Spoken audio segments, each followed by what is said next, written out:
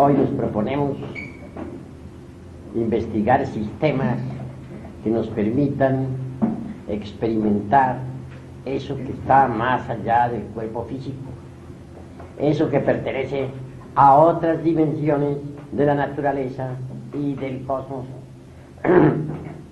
Bueno, ante todo es necesario que los hermanos pongan mucha atención. Hace unos cuantos años acaeció en Roma un caso insólito. Una monja caía constantemente en trances mediunímicos o hipnóticos. Entonces asumía ciertas actitudes, podríamos decir, inmodestas, o tal vez dijéramos obscenas. Se confesó con el señor cura y le relató la cuestión. Lo que pasaba era que ella conservaba un retrato de un novio que había tenido. Le bastaba ver el retrato para caer en esos trances tan extraños, hipnotizada. Durante tales trances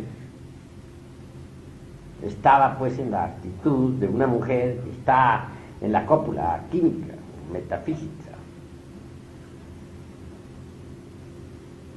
El cura se interesó por el tal retrato y le dijo que se lo trajese. Ella naturalmente obedeció. Días después el señor cura tenía en sus manos aquella foto. No era una foto como las actuales, pues en aquella época la fotografía en sí misma no existía. Más bien era un retrato pintado a mano por algún retratista. Bien sabemos que en aquellas épocas en que la fotografía no existía, los artistas solían pintar retratos de personas o hacer retratos de personas en forma realmente maravillosa.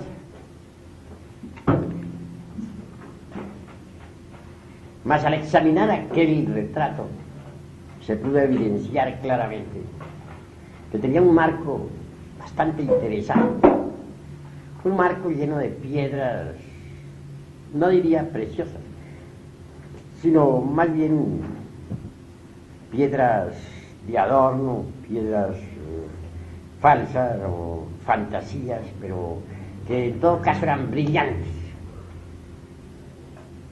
Le bastaba a ella ver tales piedras brillantísimas para caer de hecho en trance hipnótico y hasta medio mímico. El cura le experimentó con ella y el resultado siempre fue el mismo. Consultó a otra autoridad más eminente en estas cuestiones y se hicieron distintos experimentos con otros sujetos. Fue entonces cuando la hipnología tomó gran fuerza. Por doquiera surgieron sujetos impresionables, pasivos, que fueron sometidos a sueño hipnótico mediante piedras brillantes. Se hacía mirar fijamente a las piedras brillantes, se hacían pases sobre la cabeza, el cuerpo del paciente, y este entraba en sueño profundo. Se puso de moda entonces la curación por medio del hipnotismo. Todo esto acaecía en plena Edad Media, cuando ardían las hogueras de la Inquisición por todas partes. Así que la hipnología que hoy se estudia en la Facultad de Medicina pues no es cosa nueva, ni la aplicación del hipnotismo a la cuestión médica, tampoco es una novedad. Ya se ensayó en ese sentido en aquella época. No está de más decir que tales ensayos resultaban en el fondo peligrosos, porque el santo oficio estaba muy activo. Pero hasta los mismos clérigos se habían interesado por el caso de la monja. Se propagó entonces por toda Europa la cuestión de la hipnología, que bien pronto se sucedió con el mediunismo y afines. Toda clase de experimentos psíquicos se suscitaron a raíz de la cuestión esa. Fue entonces cuando surgieron las más variadas escuelas. Mucho más tarde aparecieron en escena, ya después de algún tiempo, personajes como Richard y Charcot, César Lombroso, Camilo Flammarion, etc. Eso fue más tarde ya, del tiempo. En cuanto a experimentos, los hubo notables, pero mucho más tarde, como resultado de aquellas inquietudes medievales. No está de más recordar, por ejemplo, los experimentos con Eusapia Paladino de Nápoles. Esa mujer despertó inquietudes en toda Europa. En presencia de ella, por ejemplo, una mesa se levantaba en el aire, violando la ley de gravedad. Claro, vinieron sabios a Nápoles, de toda Europa. Iban ellos con el propósito, decían, de desenmascarar el fraude. Gentes escépticas por naturaleza y materialistas. Aquellos científicos empezaron por examinar el organismo físico de Eusapia Paladino. Se examinó la orina, la sangre, etcétera, etcétera. Para los experimentos se utilizó un laboratorio muy bien equipado. A Eusapia Paladino se le sentó en una silla fija en el suelo, debidamente asegurada. De lado y lado había un par de postes de hierro. Se le encadenó, como para que no pudiera hacer ningún truco. Se le envolvió el cuerpo con alambres eléctricos. Hasta los dedos de las manos estaban conectados con alambres eléctricos. Cualquier movimientito, por insignificante que fuese, era suficiente como para que sonara un timbre. Así que ella estaba prácticamente controlada.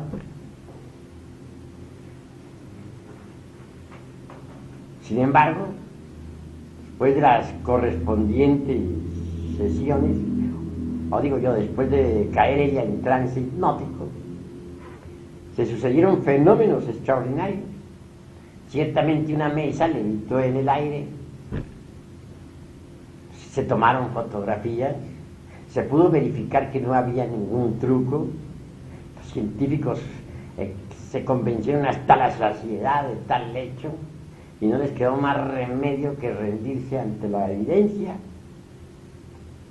Una bandolina que había en el suelo fue levantada por manos invisibles en presencia de todos, y de ella salieron melodías inefable.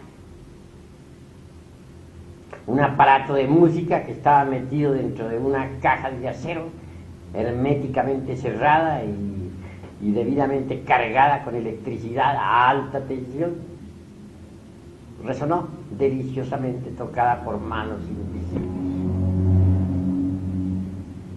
La madre de Botassi, un gran científico que había muerto hacía muchos años, hizo su aparición en pleno laboratorio. La fotografiaron. Avanzó hasta donde estaba su hijo y le abrazó, llamándolo con el apodo caritativo de familia. y diciéndole hijo mío, etc. Todo eso fue formidable. Y no cabía truco ahí. Se tomaron moldes en yeso, de manos, de rostros, etc. Básculas o balanzas, obviamente controladas, se movieron por sí mismos y marcaron determinados pesos específicos. Manos que podían pasar sobre pedazos fosforescentes de papel, sobre capas de fosforescentes, y eran visibles porque para el experimento se apagaban ciertas luces, se dejaban y permanecía todo controlado. Cualquier sospecha de truco era suficiente para que se encendiera un poco. No cabían trucos. Después de todo, los científicos esos regresaron a sus países de origen perfectamente convencidos. Su escepticismo quedó destrozado, reducido a polvareda cósmica.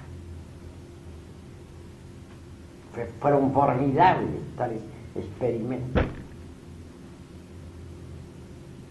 ¿Y qué diremos de los experimentos de William Kroc en California?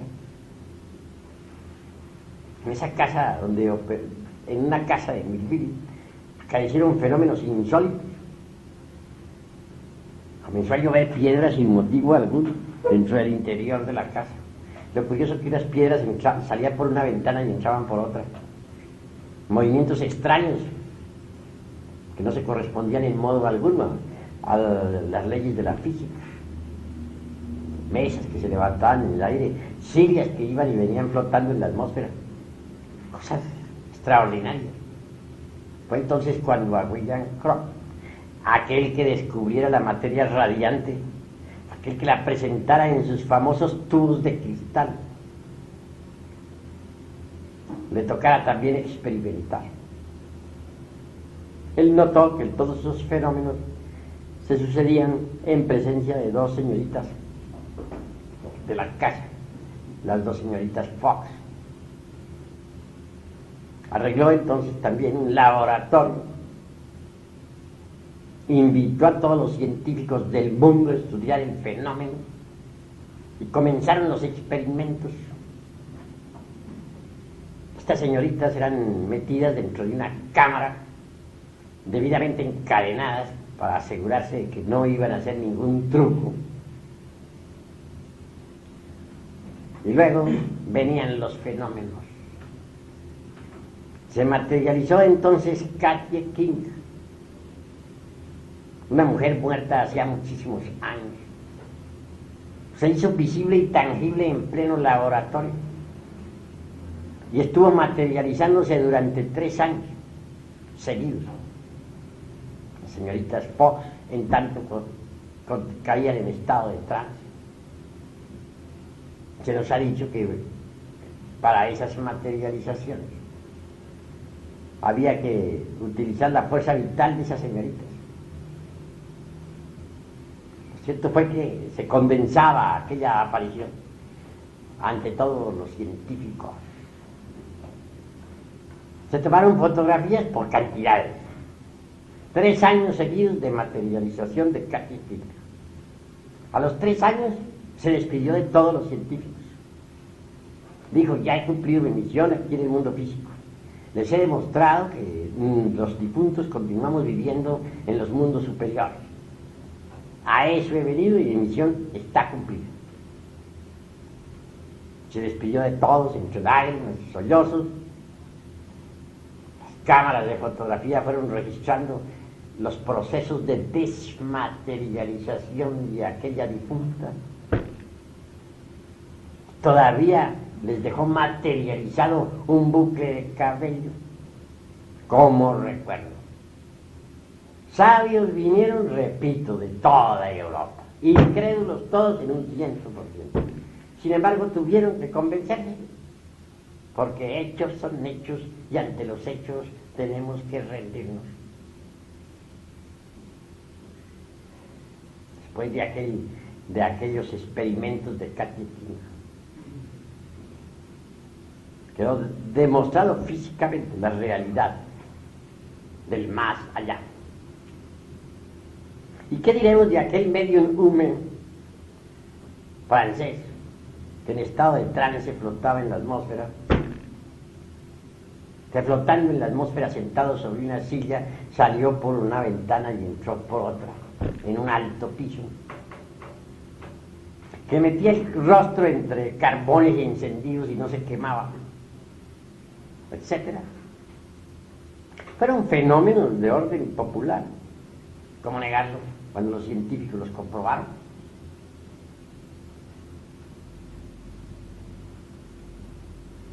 Sin embargo, es obvio que esas comprobaciones de tipo psíquico experimental tampoco llevaron a nadie a la iluminación. Nadie se transformó con eso. Lo único que se consiguió fue demostrar la realidad, pues, de las dimensiones superiores de la naturaleza y del cosmos. Pues nadie se transformó con eso. Toda esa serie de sucesos mediunímicos, todos esos experimentos de tipo psíquico, se hicieron populares. Y como secuencia o corolario aparecieron escuelas de tipo pseudo-esotérico, pseudo-ocultista, medio mediunímicas, medio espiritistas, medio esoteristas, de todo un poco, que se popularizaron. No voy a pronunciarme contra ninguna escuela, porque no ese es el objetivo de esta plática. Únicamente quiero decirles que tales escuelas de tipo semi-esotérico, semi-espiritista abundaron como secuencia o corolario de tantísimas investigaciones de tipo psíquico. Mas esas escuelas tampoco poseyeron una auténtica tradición esotérica. No fueron escuelas que permitieran la transformación del ser humano. Dichas escuelas poseyeron una abundante biblioteca y muchísimos eruditos, pero no condujeron a nadie a la transformación, a la autorrealización íntima del ser. Apareció un tipo de gentes muy curiosas, teorizadoras en un 100%. Las hemos denominado personalidades kalkianas. Así las hemos llamado debido a que son gentes de esta época del Kali Yuga. Se distinguen por su erudición, mas no poseen realmente autorrealización íntima ni esoterismo auténtico. Son gentes que tienen dogmas. Uno de ellos, por ejemplo, es aquel de la evolución. Surgió en el fondo de escuelitas como las de Allan Kardec, León Denis, etc. Si leemos nosotros a fondo a Kardec en su libro que titula El libro de los espíritus, veremos allí el dogma de la evolución. Parece que también influyó muchísimo Darwin con su teoría de la evolución y transformación de las especies, que influyó en forma muy decidida sobre todas esas escuelas kalkianas. Al fin y al cabo apareció una jerga muy curiosa de eruditos sin autorrealización, sin conocimiento ninguno de la sabiduría de la serpiente, sin capacidades para investigar fuera del cuerpo físico, en forma positiva y consciente, sin experiencia práctica sobre alquimia, sin experiencia directa sobre cábala verdadera, sin conocimiento real de la anatomía oculta del hombre, etcétera. Esa curiosa jerga pareció echar raíces por todas partes y se multiplicó en forma evidente por todo el mundo. Ahora tienen distintos nombres. No seré yo precisamente quien vaya a publicar los nombres de todas esas escritas, porque cada cual es libre de pensar como quiera, y en modo alguno me propongo atacar a otras organizaciones. Así les diría a ustedes que se basan en fundamentos falsos. Cuando uno no conoce la sabiduría de la serpiente, cuando uno no es un verdadero alquimista de laboratorio, cuando uno no es capaz de operar prácticamente con la alquimia y de moverse en cualquier sefirote, cuando uno es esclavo del dogma de la evolución y está lleno de infinitos temores y prejuicios, obviamente marcha por el camino del error.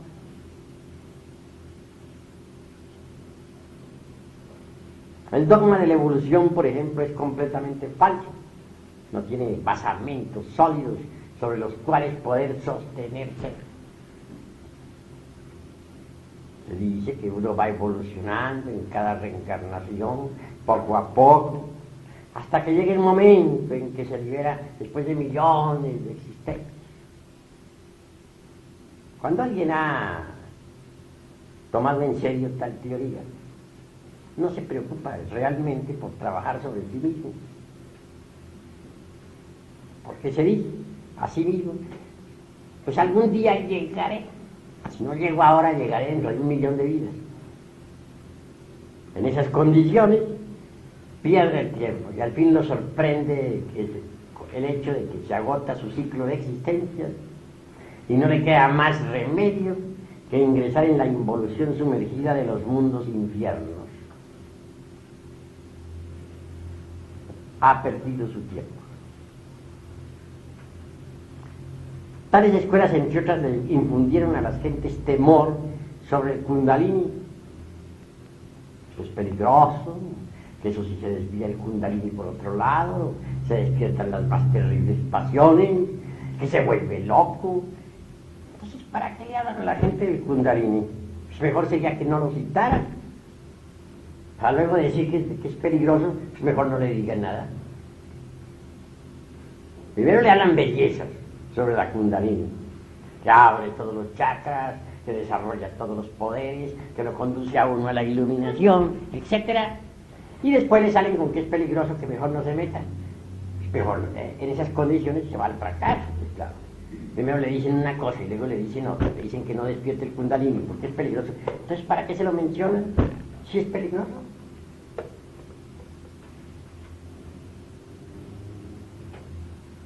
Esas son las jergas en que viven actualmente los pseudoesoteristas y pseudo-ocultistas.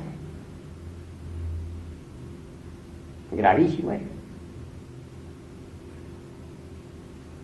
Evolución, obviamente existe, no negamos esa ley. Pero al lado de la ley de la evolución existe otra. Por contrapunto, por oposición, existe la de la involución. Pero son leyes meramente mecánicas que nada tienen que ver con la autorrealización íntima del ser. Hay evolución en el grano que germina, en el tallo que crece, en el árbol que ha echado ramas y frutos.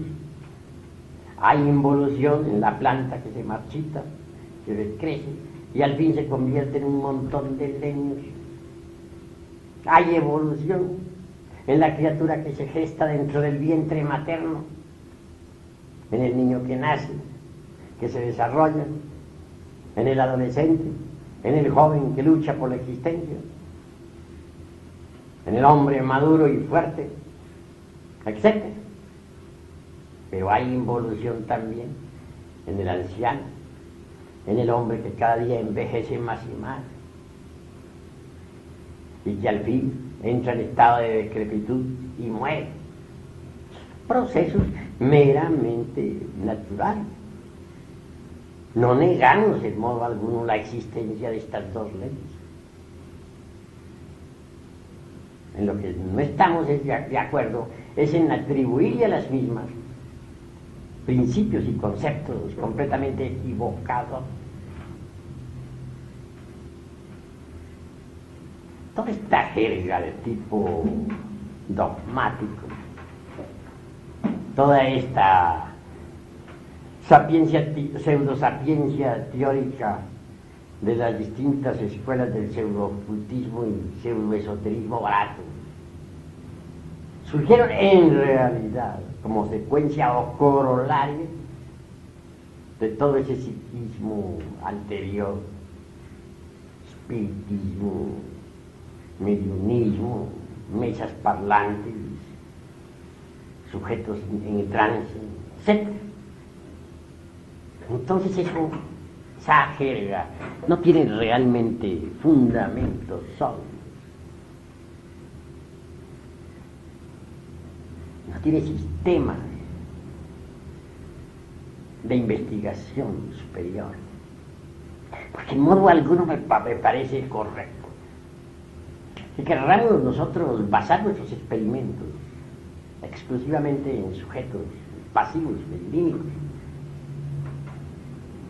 Se ven tantos errores en el psiquismo barato que me parece que los hombres serios en modo alguno deberían ocuparse de esa clase de, pues, dijéramos, de fenómenos tan ignorantes.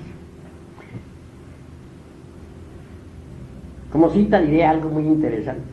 A poco tiempo, en un lumicial de la hermana República de Venezuela,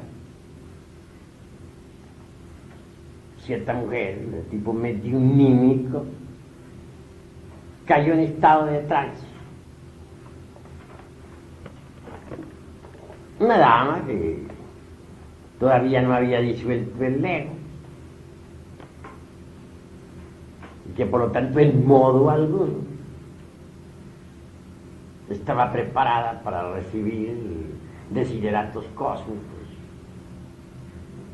o mensajes trascendentales del ser. Pero lo curioso es que ya estando en estado medionímico le dio por ser sabia,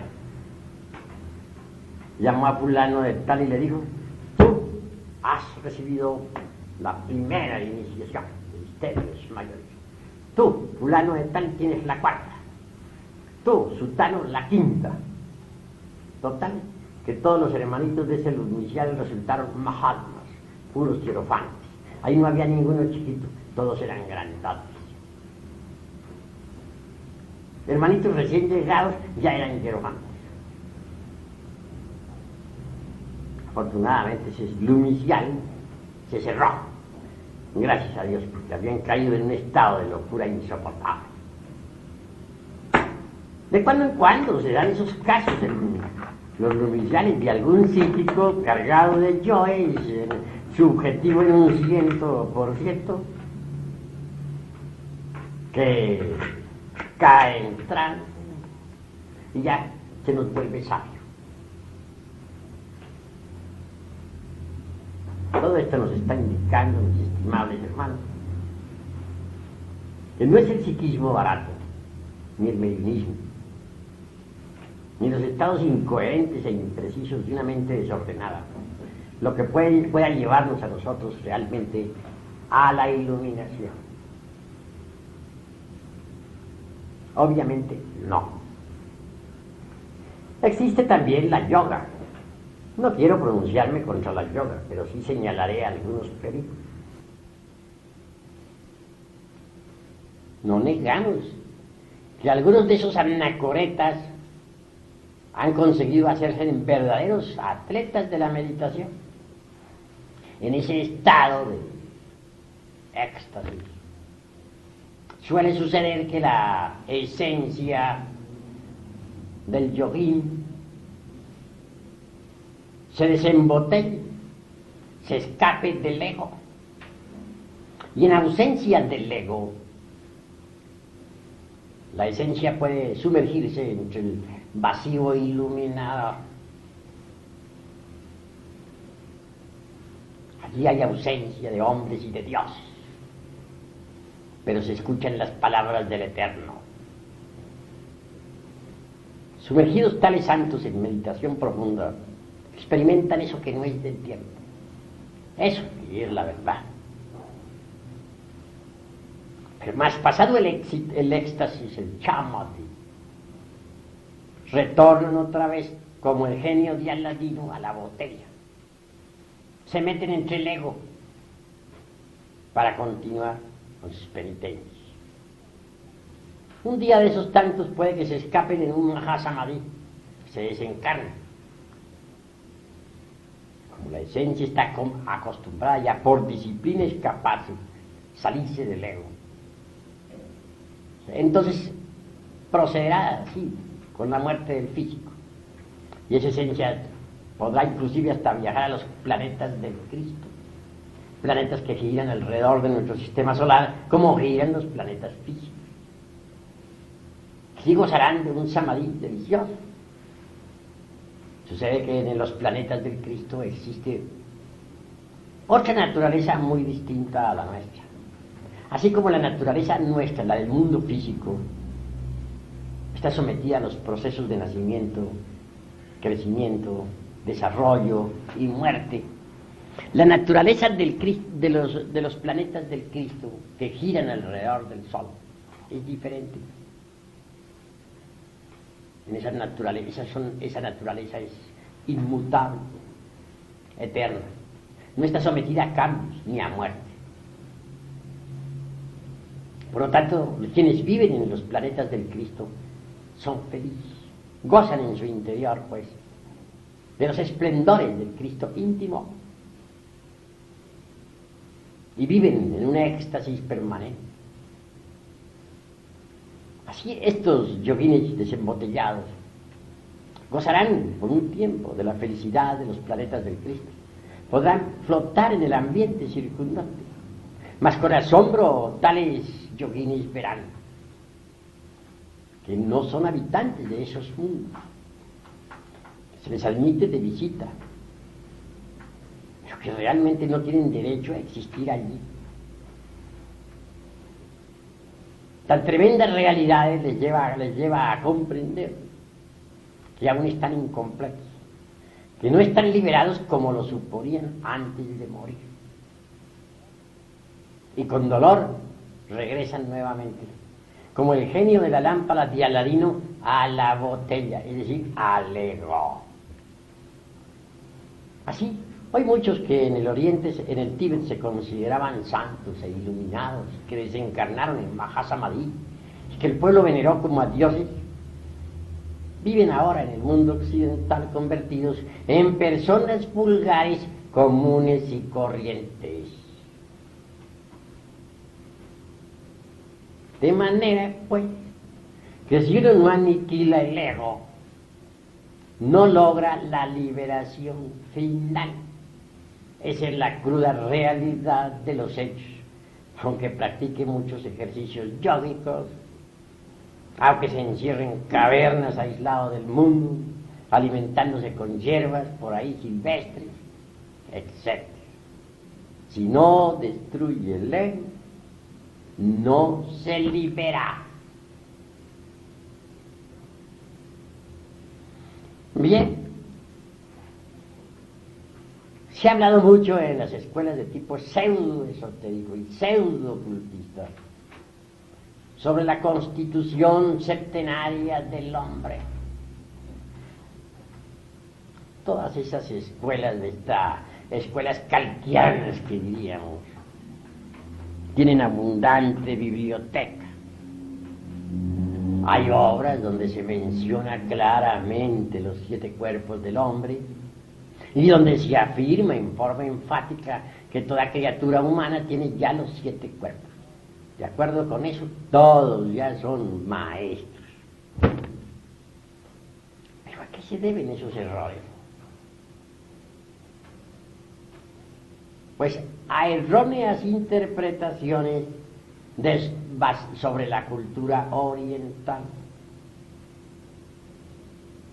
Si se hubieran interpretado mejor las cosas, no habrían metido la pata como la han metido. En realidad de verdad el ser humano, el humanoide intelectual, para hablar más claro, únicamente posee el cuerpo planetario. ¿Qué se entiende por cuerpo planetario? El cuerpo físico. También tiene ese vehículo su asiento vital orgánico. Ese asiento vital es lo que llamarían los indostanes el lingam sharira, es decir, el cuerpo vital.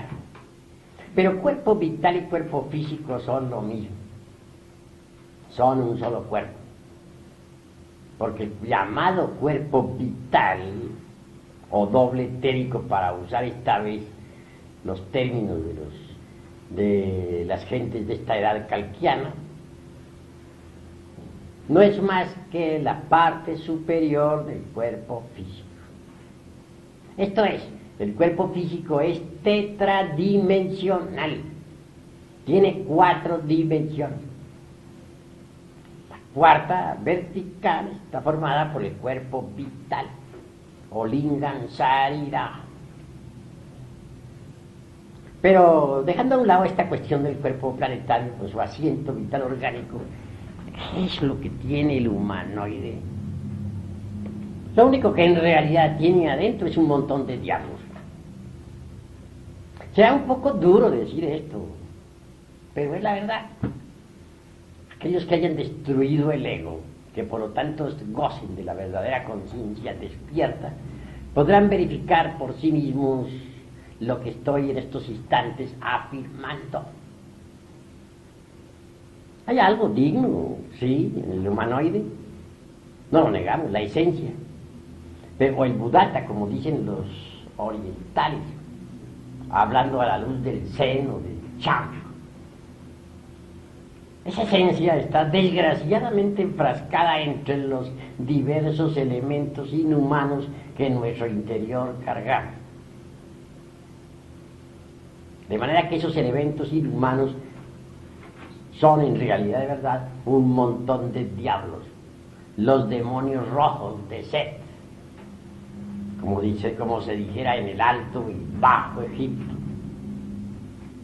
Y hablando en el lenguaje tibetano diríamos, esos elementos inhumanos son los agregados, sí, vivas personificaciones inhumanas de nuestros defectos de tipo psicológico. Eso es, pues, lo que tiene el ser humano, el humanoide. Pero ¿en qué quedamos sobre los cuerpos astral de que nos hablaban en las escuelas de tipo pseudo-esotérico y pseudo-ocultista? ¿En qué quedamos sobre el famoso manas inferior y manas superior, es decir, sobre el cuerpo mental y sobre el cuerpo de la voluntad consciente o causal? No, esos cuerpos no los tiene el humanoide. Pero entonces, ¿por qué esas escuelas afirman que sí los tienen? Pues por una pésima interpretación de las enseñanzas orientales. Mal interpretadas, fueron difundidas en el mundo occidental y condujeron a la gente al error. Los cuerpos astral, mental y causal hay que fabricarlos. Eso es obvio. ¿Cómo se fabrican esos cuerpos? Si uno no tiene nociones de alquimia, ¿cómo haría para fabricarlos? Ante todo hay que ser alquimistas, hay que estudiar la alquimia. La alquimia, y los alquimistas agitaron toda la Edad Media. Los alquimistas medievales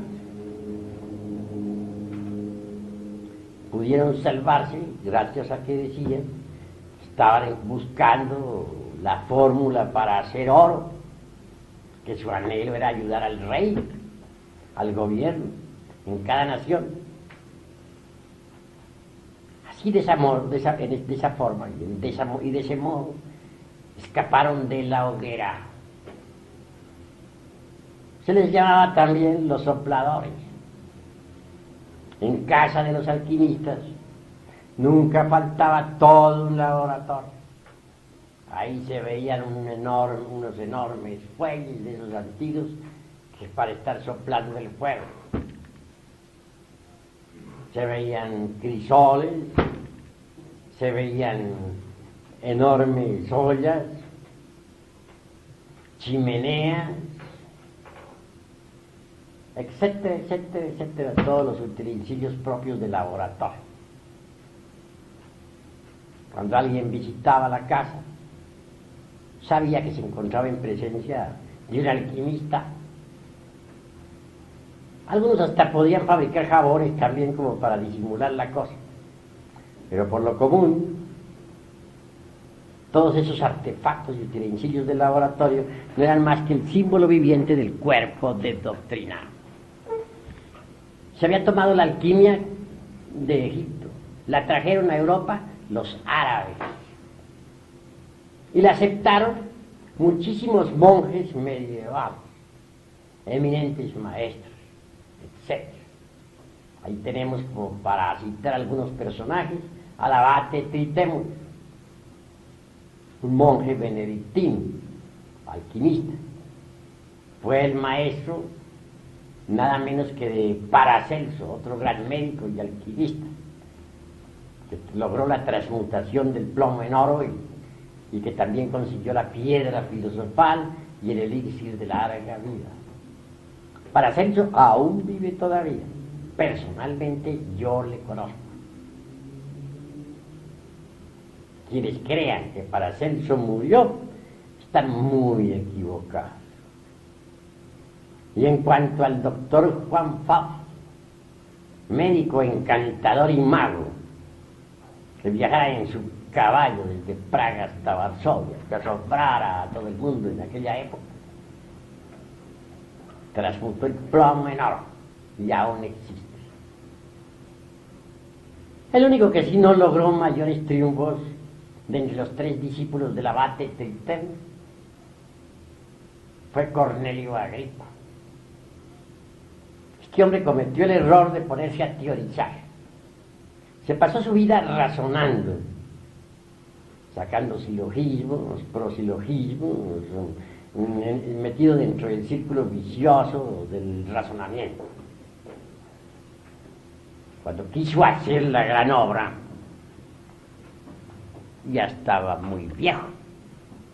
No pudo, murió. Le sorprendió la muerte luchando por disolver el yo, queriendo tomar posesión de sí mismo. Pero no llegó, fracasó. Mediante la alquimia, aprende uno a fabricar el mercurio de los sabios,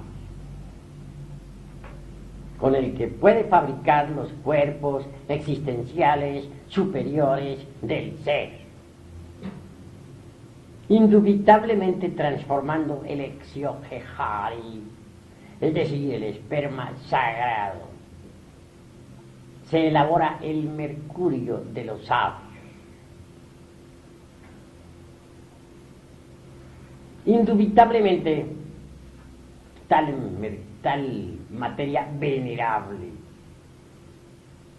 tiene que pasar por algunos procesos de purificación antes de ser útil. Esa materia venerable, esa agua misteriosa, pasará por las operaciones aritméticas de suma, resta, multiplicación, división de principios antes de ser útil. Es obvio que en principio tal materia venerable, resultado, como ya dije, de las transmutaciones del esperma, es negra. Mas si se logra refinar el sacramento de la Iglesia de Roma, Roma a la inversa se lee amor, entonces se vuelven esas aguas blancas. Y si se continúa con el proceso de refinamiento sexual, al fin las aguas blancas se tornan amarillas.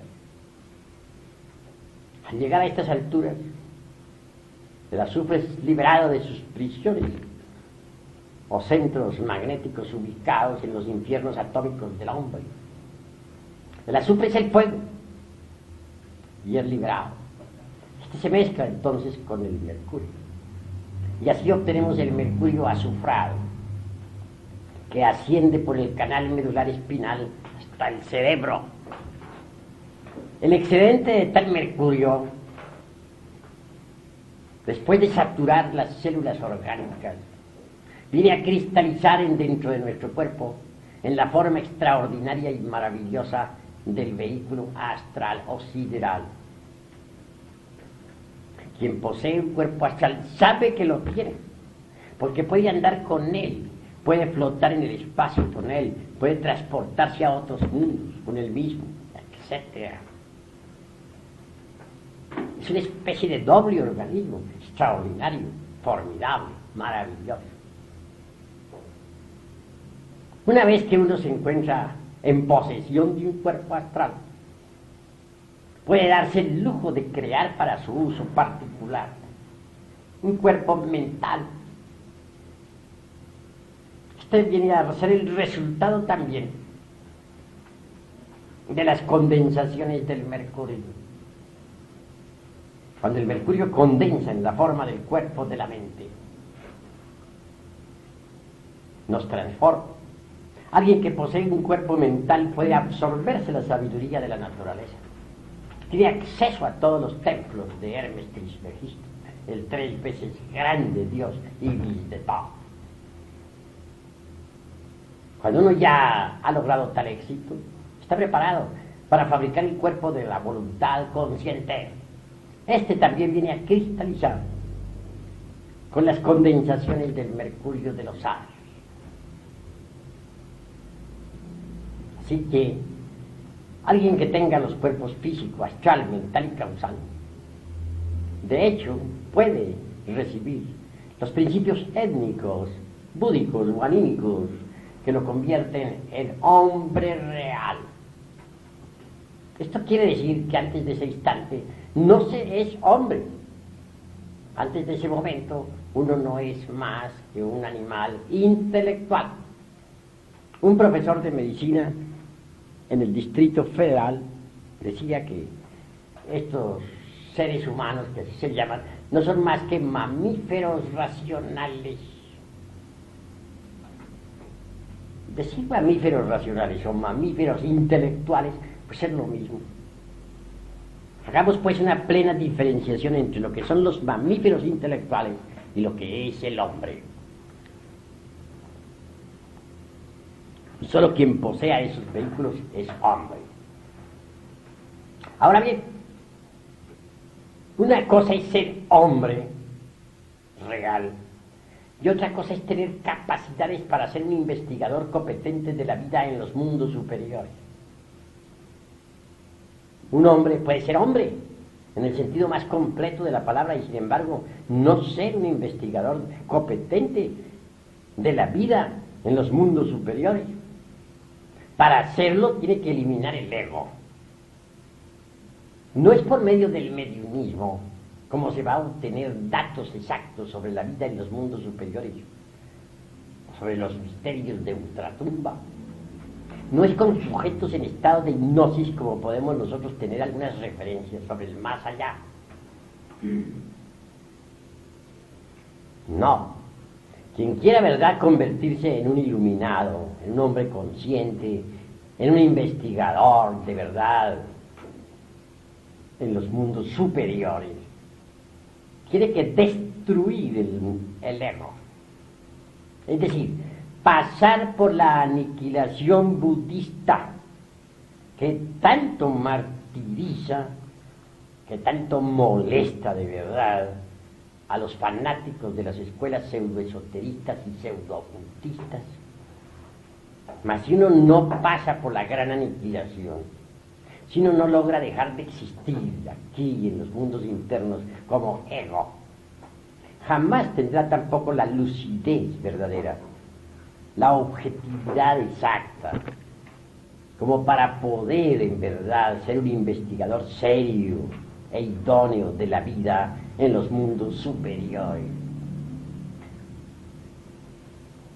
Un sujeto en estado de hipnosis subjetivo hablará del más allá, dirá que fulano de tal es un Mahatma, citará muchas cosas absurdas, porque no tiene objetividad. Es en realidad de verdad una esencia embotellada entre el ego. Para ser investigador idóneo se necesita que el ego sea aniquilado. Si el ego pasa se reduce a polvareda cósmica, la conciencia, el ser, queda completamente libre. Una esencia, una conciencia libre, es una conciencia iluminada, una conciencia que podrá directamente experimentar lo real, una conciencia verdaderamente emancipada, idónea para la investigación. Solo una conciencia así podrá informarnos sobre las vidas anteriores, sobre los mundos inefables, sobre el karma, la ley, sobre las leyes de evolución, involución, sobre los mundos infiernos, etcétera. Pero que alguien con ego quiere informarnos sobre todo eso, pues no más, no porque no tiene una conciencia libre, no tiene una conciencia resplandeciente, es una conciencia todavía enfrascada, tapada, metida entre distintos receptáculos de materia. Obviamente no posee la idoneidad indispensable para la investigación. Así, mis queridos amigos, nosotros nos proponemos en esta institución darles a ustedes las enseñanzas exactas que les permita pasar por la gran aniquilación, para que se conviertan en verdaderos investigadores competentes de la vida en los mundos superiores. ¿Quiénes son los que le han dicho a la humanidad que todos poseen los 7 cuerpos y trazan esquemas sobre eso? Individuos que no han destruido el ego. Entonces, ¿con qué derecho lo hacen? ¿Por qué lo hacen? De esa forma conducen a otros al error. Pero abundan desgraciadamente los pseudosapientes, las personalidades kantianas, por todas partes. Y esto es una especie de veneno que se propaga en todas las direcciones del mundo. Hay que conocer también a fondo la sabiduría de la serpiente. ¿Cómo podría alguien convertirse en maestro de una escuela si no conoce la sabiduría de la serpiente? Si uno no conoce la sabiduría de la serpiente, vive en tinieblas y no logra la liberación. Ejemplo, sostienen falsamente las escuelas de tipo pseudoesotérico y pseudoocultista en todas sus jergas inútiles, que cuando el kundalini puede despertar en cualquier momento, que a través de la meditación o con las prácticas del pranayama o por imposición de manos del gurú, etc. Pues cosa falsa, pero falsísima. El kundalini no despierta de esa manera. ¿Quiénes hablan así? Los que no han estudiado los tantras tibetanos, los que no han investigado jamás en los tesoros de Anahuac. Es bueno saber que en los códices que nos han quedado, aquellos que lograron salvarse después del vandalismo ese, de los gachupines, entre líneas está escondida la sabiduría de la serpiente. Tengas en cuenta que la gran Tenochtitlán fue serpentina. Así pues nosotros los mexicanos tenemos una tradición serpentina. Esa es la cruda realidad de los hechos. Hay quienes dicen que en la India hay tesoros extraordinarios, no lo negamos, pero en la India secreta. Sin embargo, aquí en México se habla más claro. En Yucatán, por ejemplo, encontré en un templo una gran serpiente de piedra, en la actitud de tragarse a un hombre que lo tenía pues entre sus fauces. Si leen ustedes cuidadosamente el Chalambalán de Chumayel, podrán evidenciar por sí mismos la cruda realidad de que necesitamos ser tragados por la serpiente. Así pues, no bastaría despertar el Kundalini. Hay necesidad de ser tragados por la serpiente, si es que queremos gozar de los poderes de la serpiente. Y no es con simple imposición de manos o con pranayama como va a despertar la culebra. No, señores. Despierta con los principios tántricos del Tíbet, con las enseñanzas secretas de Anahuac, con el esoterismo crístico de la Pistizopía, con el gran secreto de los misterios de Leusis, con el artificio de los alquimistas medievales. La clave es muy sencilla: conexión del Lingam Yoni, sin eyaculación jamás, del Ens Senis, durante toda la vida. Es obvio que si no se llega jamás al orgasmo ese fisiológico, señalado por la medicina, o al espasmo, y así se dice en el varón. En otro sentido, si se evita derramar el vaso de Hermes Trismegisto, ese esperma sagrado, esas secreciones sexuales, se transmutan en energía, y esa energía es el mercurio de los sabios. En los patios empedrados de los antiguos habitantes de la gran Tenochtitlán, hombres y mujeres permanecían durante meses enteros amando y trabajando en la forja de los cíclopes para despertar la serpiente ígnea de nuestros mágicos poderes. Pero, repito, no bastaría levantar la serpiente ígnea por el canal medular espinal, como piensan muchos yoguines. Quien quiera gozar de los poderes de la culebra, de la serpiente, tendrá que ser tragado por la serpiente. Pero la serpiente no come inmundicia, no traga nada inmundo. Cuando la serpiente se traga a un hombre, es porque éste ya ha eliminado hasta la última partícula del ego. Decía precisamente el conde San Germán, o alguna vez dejó una nota el conde San Germán, en donde decía, hace tantos miles de años, parece que 10.000 decía, no recuerdo preciso eso, pero hace tanto tiempo, vivo en Isis, estoy establecido en Isis,